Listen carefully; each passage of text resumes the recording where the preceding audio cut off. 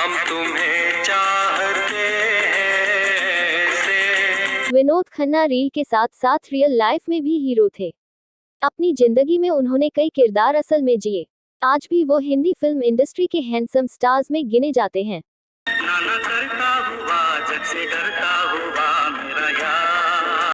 बॉलीवुड में lead actor के तौर पर पहचान बनाने वाले विनोद खन्ना की शुरुआत बेहद दिलचस्प थी, क्योंकि एक्टिंग की दुनिया में उन्होंने विलेन बनकर एंट्री की थी।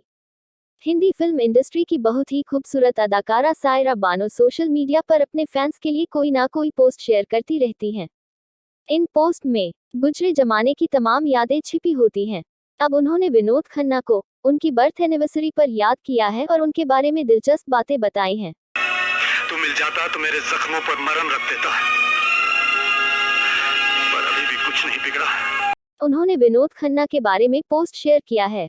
इसमें उन्होंने काफी कुछ बताया है, जैसे दिलीप कुमार संग रिहर्सल करने के नाम पर विनोद गायब हो गए थे।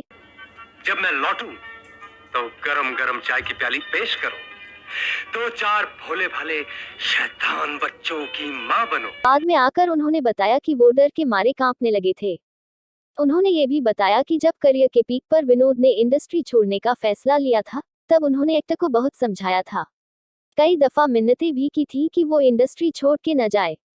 विनोद खन्ना को याद करते हुए सायरा बानो लिखती हैं, अपने करियर के पीक पर विनोद ओशो के शिष्य बन गए थे और साल 1975 के बाद से उन्होंने अपने गुरु का अनुसरण करने के लिए फिल्मों से ब्रेक ले लिया था।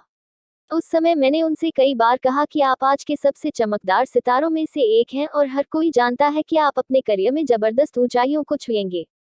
आप बहुत प्रॉमिसिंग हैं, प्लीज आप मत जाइए। आप इस ब्रेक के लिए इच्छुक क्यों हैं? उनके इस कदम से पूरी इंडस्ट्री हैरान रह गई।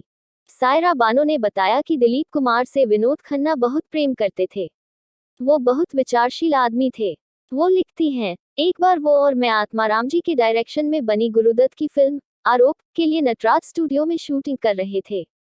उसी दिन साहब दिलीप कुमार एयरपोर्ट की ओर जा रहे थे और मैंने उनसे दिल्ली की फ्लाइट से पहले स्टूडियो में रुकने का अनुरोध किया था। सायरा बानो ने यह भी बताया कि दिलीप कुमार को देखते ही विनोद खन्ना गायब हो गए थे। उन्होंने लिखा, जैसे ही साहब आए, मैं जॉनी वॉकर भाई और विनोद सीन की रिहर्सल कर रहे थे। जब तक साहब अंदर आए, विनोद कहीं गायब हो गए।